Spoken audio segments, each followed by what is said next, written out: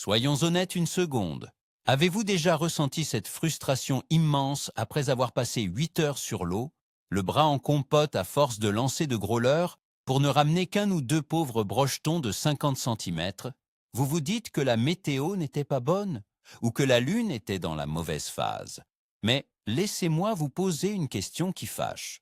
Pensez-vous vraiment que les gros brochets, les vraies poutres de plus d'1 mètre, chassent là où vous passez votre temps à lancer? Et si je vous disais que 90% d'entre vous ciblent exactement les zones que les gros spécimens fuient comme la peste? Dans cette vidéo, nous allons aborder un sujet qui risque de froisser quelques égos. Nous allons détruire des mythes vieux comme le monde. Je vous promets qu'à la fin de ces quelques minutes, vous ne regarderez plus jamais votre plan d'eau de la même manière. Vous allez comprendre pourquoi vous rentrez souvent bredouille et surtout où se cachent réellement ces monstres qui hantent vos nuits. Alors, êtes-vous prêt à découvrir pourquoi vos meilleurs spots sont en fait de véritables pièges à touristes? Pour comprendre pourquoi nous faisons tous cette erreur, il faut remonter à nos débuts. Depuis des décennies, la tradition se transmet de génération en génération. Nos pères et nos grands-pères nous ont appris une règle simple. Le brochet se cache dans les nénuphars, au ras des roseaux ou sous cet arbre mort qui trempe dans l'eau. Et ils n'avaient pas totalement tort. C'est une excellente stratégie pour attraper du poisson. Le problème, c'est que cette méthode est parfaite pour capturer de jeunes brochets inexpérimentés et agressifs. Mais un brochet qui a survécu 10 ou 15 ans dans un lac surpêché ne se comporte plus du tout comme un jeune loup affamé. Avec les années, nous avons développé une sorte de mémoire musculaire. Nous arrivons sur un lac, nous voyons une belle bordure et machinalement, nous lançons. C'est rassurant, c'est visuel. Mais pendant que nous nous acharnons sur ces postes évidents, les véritables géants du lac ont développé des stratégies de chasse totalement différentes pour survivre et économiser leur énergie. Il est temps de comprendre que l'expérience accumulée par ces poissons dicte de nouvelles règles du jeu. Des règles que la plupart des pêcheurs ignorent royalement. Imaginez la scène. Il est 7 heures du matin. Une brume légère flotte à la surface de l'eau. Vous êtes sur votre barque. Le café fume dans la tasse et le silence est absolu. Devant vous, une magnifique bordure de nénuphars. C'est le poste classique par excellence, celui qui sent le brochet à plein nez. Le genre d'endroit où vous lancez sans même y réfléchir. Vous prenez votre canne, vous ajustez votre leurre et vous faites un lancer parfait au ras des feuilles. Vous ramenez doucement, une tape franche, un bon ferrage, et voilà, vous sortez un poisson. Mais soyons clairs, c'est un sifflet, un brochet d'à peine 60 centimètres. Vous êtes content car ça évite la bredouille matinale, mais la vraie question est ailleurs. Croyez-vous sincèrement que la grosse maman de plus d'1,10 m, celle qui a besoin d'avaler de grosses proies pour survivre, se cache dans ces mêmes nénuphars, épaule contre épaule avec ce petit individu? La réponse va vous décevoir, mais c'est un grand non. Dans le monde impitoyable des carnassiers, le gros mange le petit. C'est une règle de survie basique. Si un petit brochet est posté là, c'est justement parce que le gros n'y est pas. Continuez de marteler ces bordures évidentes. C'est la garantie absolue de ne cibler que des poissons de taille moyenne. Vous dépensez une énergie folle à peigner ce qui est en réalité une garderie pour carnassiers. Changeons de perspective et penchons-nous sur la biologie d'un géant. Un brochet de très grande taille ne fonctionne plus comme un jeune individu nerveux. C'est un animal massif, lourd, qui doit rentabiliser chaque mouvement. Imaginez un instant le coût énergétique pour un poisson de 12 kilos s'il devait s'amuser à courir après une multitude de petits gardons ou de petites ablettes le long d'une berge encombrée. Ce serait un désastre sur le plan métabolique. Il dépenserait bien plus d'énergie à chasser qu'il n'en récupérerait en mangeant. C'est pour cette raison fondamentale que les gros brochets quittent bien souvent les bordures peu profondes dès qu'ils atteignent une certaine taille. Ils changent de régime et de terrain de jeu. Il se tourne vers des proies beaucoup plus grosses, comme de belles brèmes, des carassins ou même d'autres brochets. Et ces grosses proies, elles ne s'amusent pas à nager dans 20 centimètres d'eau au milieu des branches. Elles vivent plus au large, dans des couches d'eau différentes. C'est la première vérité brutale qu'il faut accepter. Si vous cherchez le poisson d'une vie, vous devez arrêter de pêcher là où la nourriture est petite et abondante pour commencer à pêcher là où la nourriture est grosse et calorique. Parlons maintenant d'un concept qui effraie beaucoup de pêcheurs, le grand large.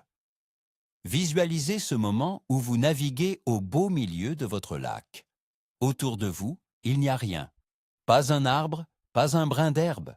Juste une vaste étendue d'eau plate, avec parfois 10 ou 15 mètres de fond. Instinctivement, votre cerveau de pêcheur vous hurle de fuir cette zone vide pour retourner vers les berges sécurisantes. C'est une erreur monumentale. Bienvenue dans le domaine du brochet pélagique. Ces gros poissons ont compris que la meilleure table du restaurant ne se trouve pas sur les bords, mais en plein milieu. Ils se suspendent dans la colonne d'eau. Imaginez un monstre immobile flottant entre deux eaux à 5 mètres de profondeur au-dessus d'un fond de 15 mètres. Il attend paisiblement que les bancs de poissons blancs passent au-dessus ou en dessous de lui. Lancer dans le vide total demande une confiance aveugle en soi et en son matériel. C'est une pêche de patience, ingrate, parfois ennuyeuse. Mais c'est là, au milieu de nulle part, que naviguent les véritables sous-marins. Accepter d'ignorer les belles structures de bordure pour lancer pendant des heures au milieu du lac est la première étape psychologique pour traquer un brochet record. Poursuivons sur cette idée de garde-manger. Il y a un mythe tenace qui prétend que le brochet est un poisson strictement territorial, qui passe sa vie entière sous la même souche d'arbre. C'est faux, surtout pour les très gros sujets. Un gros brochet n'est pas amoureux d'un bout de bois ou d'un gros rocher. Il est amoureux de son estomac. Il agit exactement comme un berger qui suit son troupeau. Si le troupeau se déplace, le berger se déplace. Votre mission n'est donc pas de trouver la plus belle cachette du lac, mais de trouver le garde-manger mobile. Observez la surface de l'eau aux premières lueurs du jour. Regardez votre échosondeur si vous en avez un. Où se trouvent les bancs de brème ou de gros gardons? Si vous localisez ces boules de poisson fourrage, vous pouvez être certain que les gros prédateurs ne sont pas loin. Ils patrouillent en périphérie, juste en dessous ou légèrement en retrait, dans l'ombre. Beaucoup de pêcheurs font l'erreur de lancer exactement sur la belle structure visible sur la rive droite, alors que tout le poisson blanc du lac s'est regroupé sur une grande plage de sable monotone sur la rive gauche. Oubliez le décor de carte postale et suivez simplement la viande. C'est la clé de la réussite. Abordons un autre problème majeur, l'erreur de perception de la profondeur. C'est une situation que j'observe constamment au bord de l'eau. Un pêcheur repère une zone avec 8 mètres de fond. Dans sa tête, la logique est implacable. L'eau est profonde. Le gros poisson doit être calé tout au fond, le ventre posé sur la vase. Il équipe donc son gros leurre souple d'une tête plombée énorme de 40 grammes et commence à gratter le fond avec insistance. Il s'accroche, il ramène des algues, il s'énerve, mais il persévère. Pendant ce temps, le gros brochet est là, oui, mais il est suspendu à seulement 3 mètres sous la surface. Il regarde vers le haut. L'anatomie du brochet, avec ses yeux placés sur le dessus de la tête, fait de lui un chasseur qui attaque ses proies par en dessous. Son champ de vision est orienté vers la surface, là où la lumière découpe la silhouette de ses proies. En grattant obstinément le fond sous lui, vous passez votre leurre dans son angle mort. Il ne le voit pas, ou pire, cela ne l'intéresse pas. Un leurre qui passe 2 mètres au-dessus d'un brochet a beaucoup plus de chances de déclencher une attaque violente qu'un leurre qui drague la vase juste devant son nez. Il y a un élément naturel que beaucoup détestent, mais que les gros brochets adorent, le vent. Imaginez une journée difficile. Le vent se lève, il commence à souffler fort. Les vagues se forment et frappent violemment une berge exposée. La plupart des pêcheurs rangent leurs affaires ou cherchent désespérément une baie calme, à l'abri des bourrasques, pour pêcher confortablement. Grave erreur. L'inconfort du pêcheur est souvent synonyme de festin pour le prédateur. Le vent crée des courants qui poussent le plancton vers cette berge exposée. Les petits poissons suivent le plancton, les carnassiers moyens suivent les petits poissons et les très gros brochets s'installent pour le buffet à volonté. La berge battue par les vagues, avec son eau troublée qui masque la lumière, devient une zone de chasse parfaite. Le gros brochet profite de ce chaos pour attaquer des proies désorientées par les remous. Oui, c'est désagréable de lancer face au vent. Oui, votre barque va tanguer et le contrôle de votre ligne sera difficile. Mais c'est précisément dans ce bouillonnement, là où la chaîne alimentaire s'est entassée, que vous avez la chance de piquer le poisson de l'année. Fuyez le confort des zones calmes si vous voulez croiser le fer avec les gros. Avez-vous déjà entendu parler de l'importance vitale des cassures? C'est un terme que les vieux briscards utilisent souvent, et pour une bonne raison. Une cassure, c'est cette marche d'escalier invisible sous l'eau, là où le fond passe brutalement de 2 mètres à 10 mètres de profondeur. C'est l'autoroute secrète des gros prédateurs.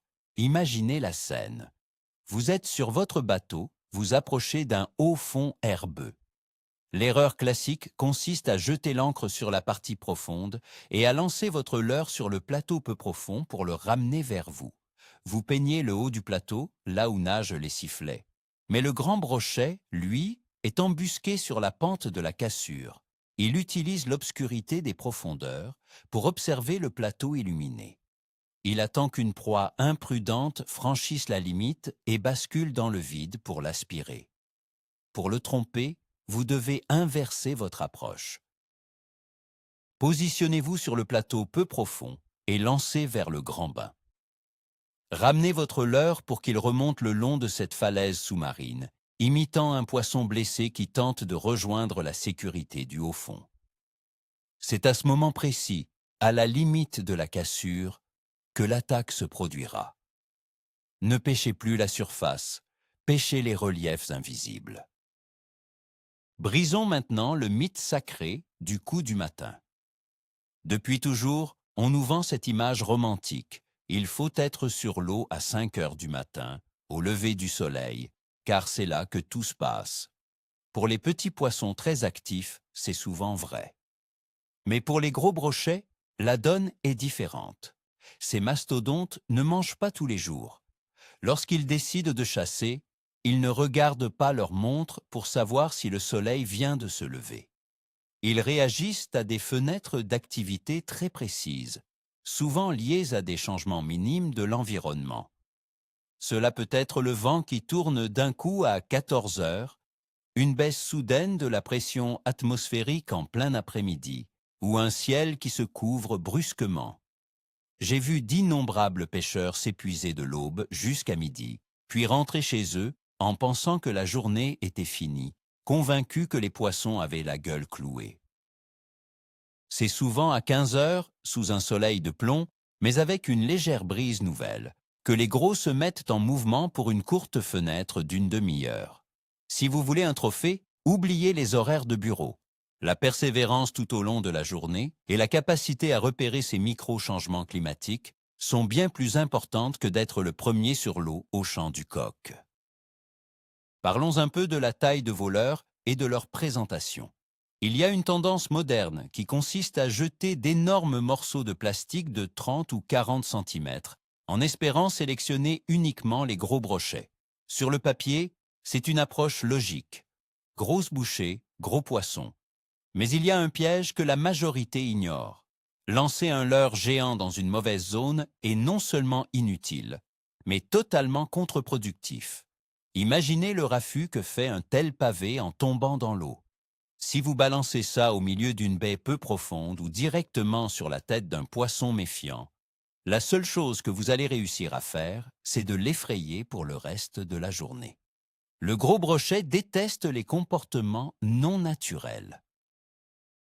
L'utilisation de ces leurres immenses nécessite de pêcher en périphérie des postes, dans le vide, là où le poisson a le temps d'entendre les vibrations de loin et de monter voir de quoi il s'agit. Souvent, une présentation discrète et planante avec un leurre moyen, disons de 20 cm, déposé avec douceur au-dessus d'une zone stratégique, sera perçue comme une proie facile, plutôt que comme une menace tombée du ciel. Ce n'est pas toujours la taille du repas qui compte, c'est la façon dont il est servi. L'utilisation de la lumière et des ombres est un autre secret bien gardé des gros brochets. Imaginez une belle journée d'été en plein milieu de l'après-midi. Le soleil tape fort, l'eau est claire et transparente. Les bordures sont illuminées comme en plein jour. C'est magnifique pour les yeux, mais terrible pour la pêche. Le brochet est un chasseur d'embuscades. Il déteste la lumière directe qui trahit sa position et éblouit ses yeux. À ce moment de la journée, beaucoup de pêcheurs s'obstinent à lancer dans les zones claires où ils peuvent voir le fond. C'est une perte de temps absolue. Les monstres se sont retirés dans l'obscurité.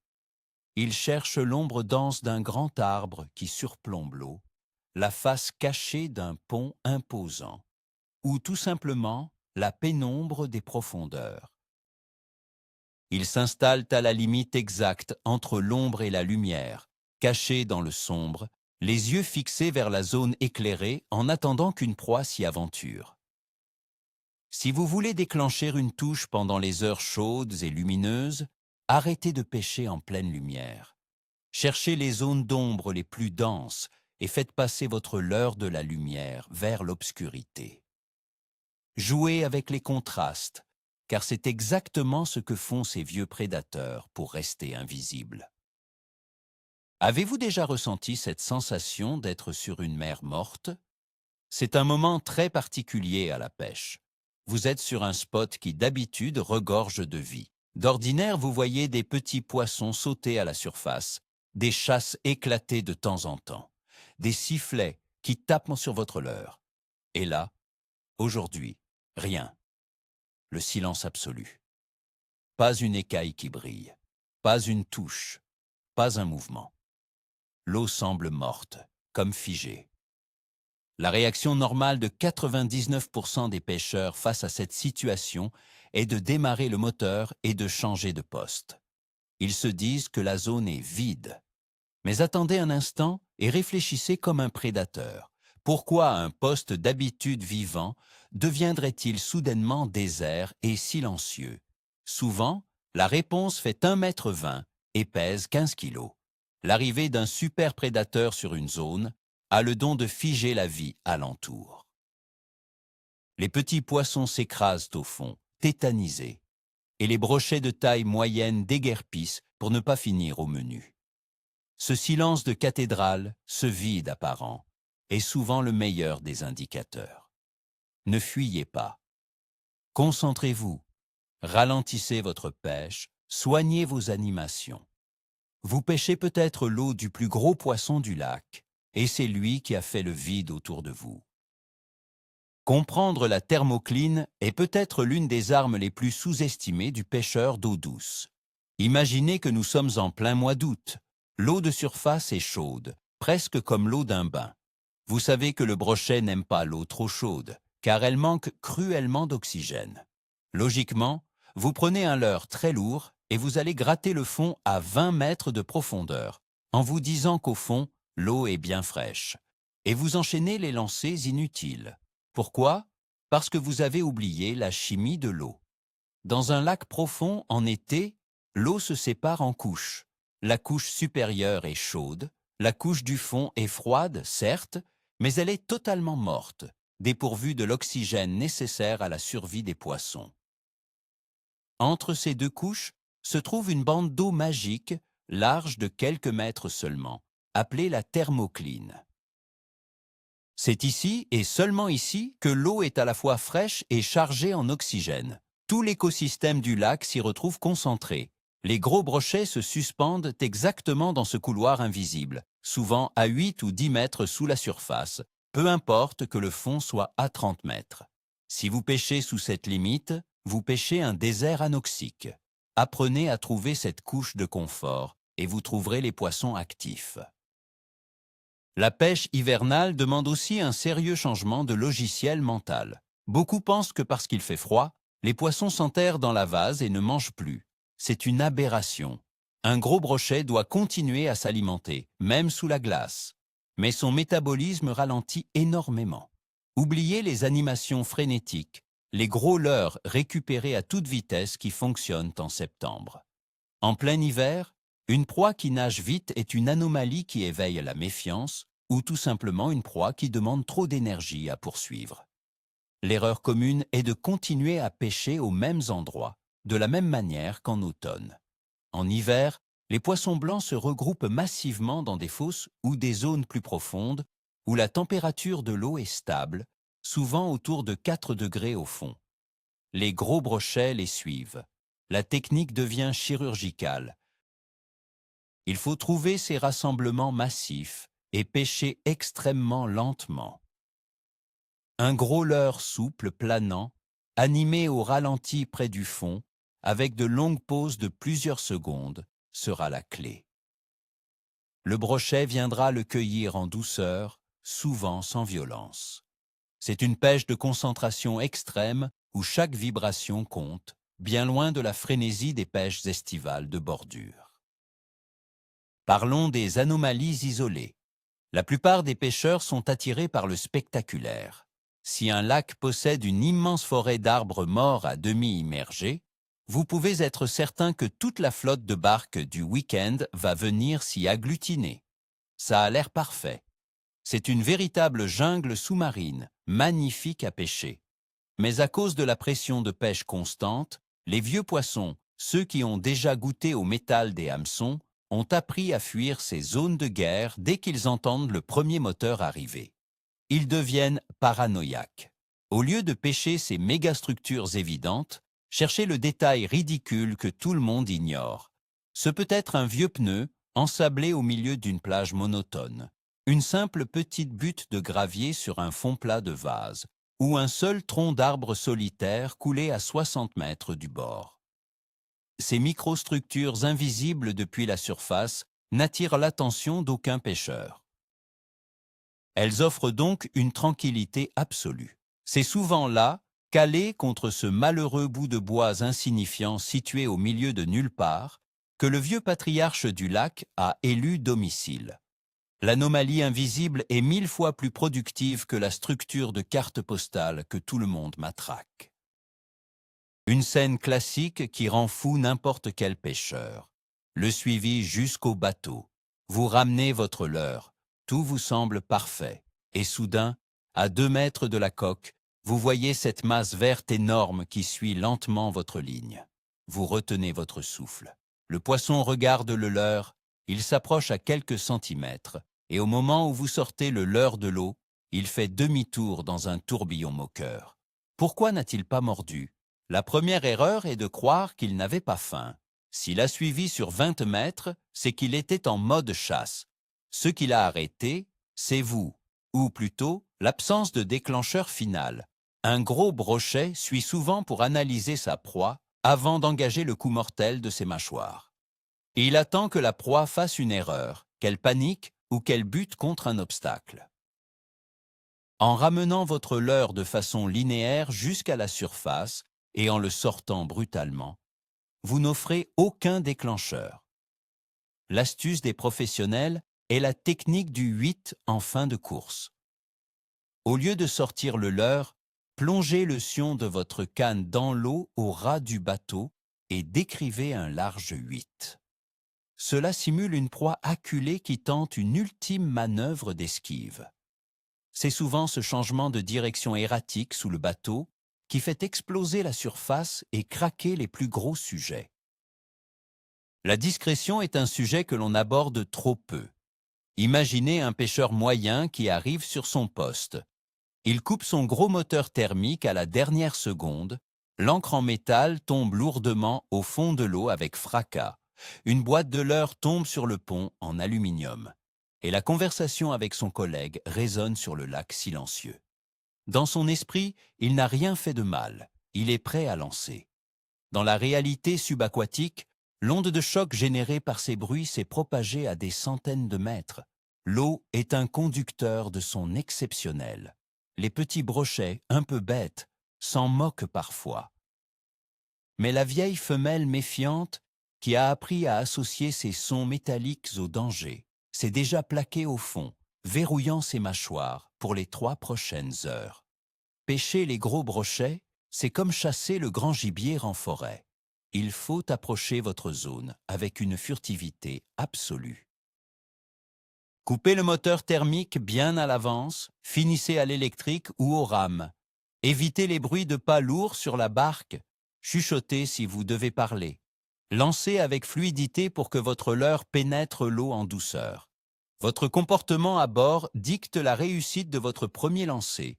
Et c'est très souvent ce tout premier lancer sur la zone qui rapporte le poisson trophée. Avez-vous déjà pris en compte la clarté de l'eau de manière stratégique? Beaucoup de pêcheurs gardent le même schéma, peu importe le lac.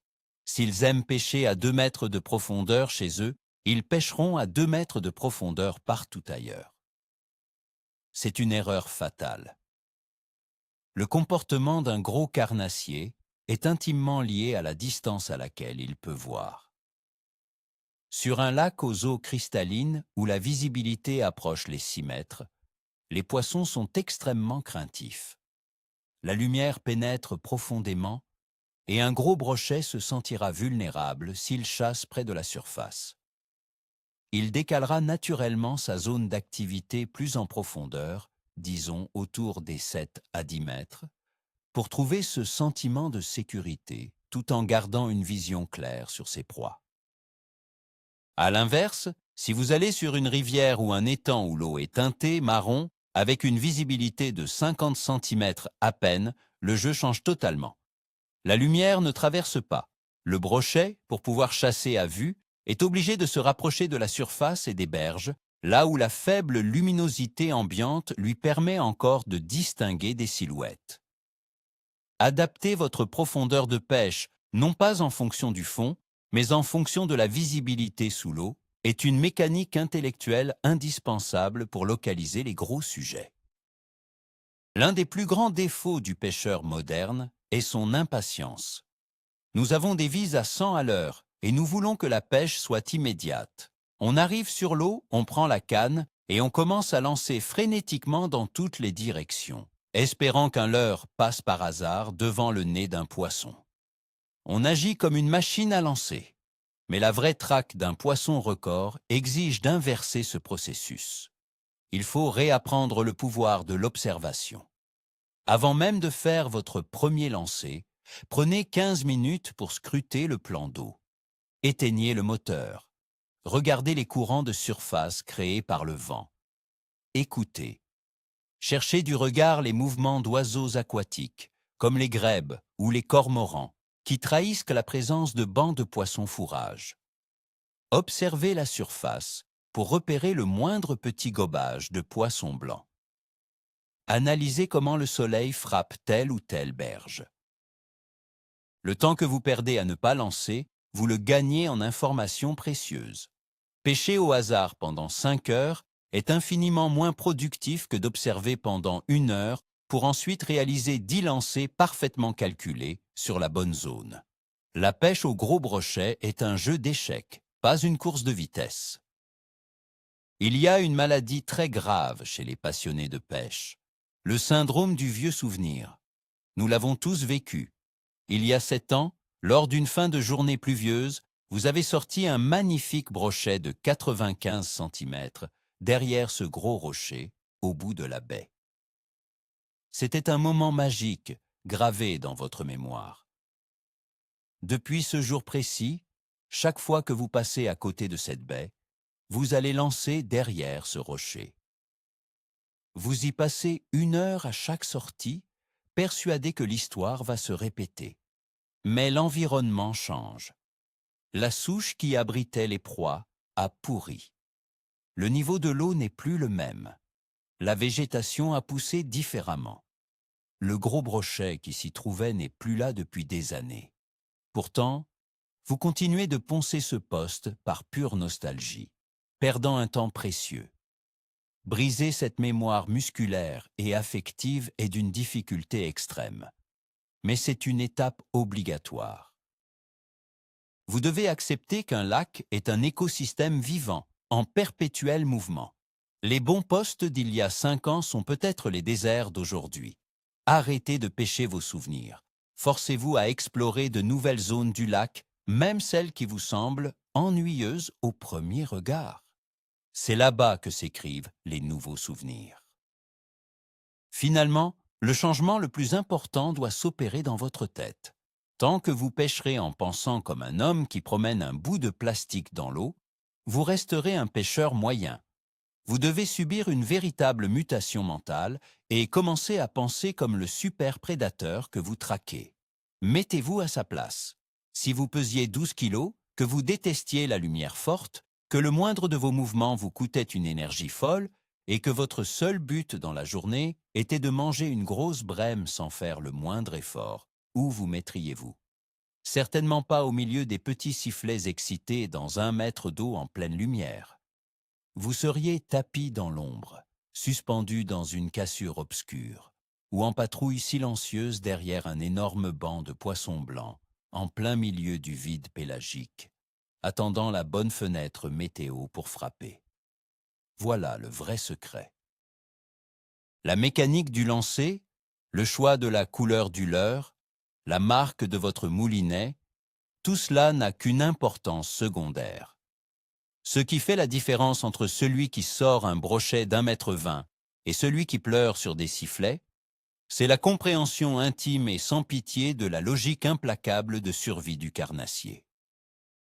Pour résumer, il est grand temps de ranger nos certitudes au placard. Nous avons vu que la traque des gros brochets n'a rien à voir avec la pêche des petits sujets. Le véritable tournant, l'électrochoc que vous devez retenir de cette vidéo, c'est l'abandon de vos bordures rassurantes. Le fait d'accepter d'aller pêcher dans le vide pélagique, de suivre les bancs de poissons blancs comme un berger, d'analyser le vent, les ombres et les cassures invisibles, voilà ce qui fera basculer votre pêche dans une autre dimension. Comprendre que le gros brochet est un chasseur fainéant, calculateur et méfiant, c'est la clé de voûte de cette approche. Arrêtez de lancer au hasard, arrêtez de pêcher vos souvenirs et commencez à lire l'eau comme un véritable prédateur. Ce changement radical d'état d'esprit vous demandera de la patience. Vous connaîtrez des jours de doute, mais le jour où vous sentirez cette lourdeur massive bloquer votre leurre au milieu de nulle part, vous comprendrez que tout cela en valait la peine. Un immense merci d'avoir pris le temps de visionner cette vidéo jusqu'au bout. Si cette approche tactique vous a ouvert les yeux, n'hésitez pas à vous abonner à la chaîne pour ne manquer aucune de nos prochaines analyses. Laissez un pouce bleu pour soutenir le travail et surtout, j'ai hâte de vous lire dans les commentaires. Dites-moi, quelle est la pire habitude ou croyance que vous êtes prêt à abandonner dès votre prochaine sortie de pêche?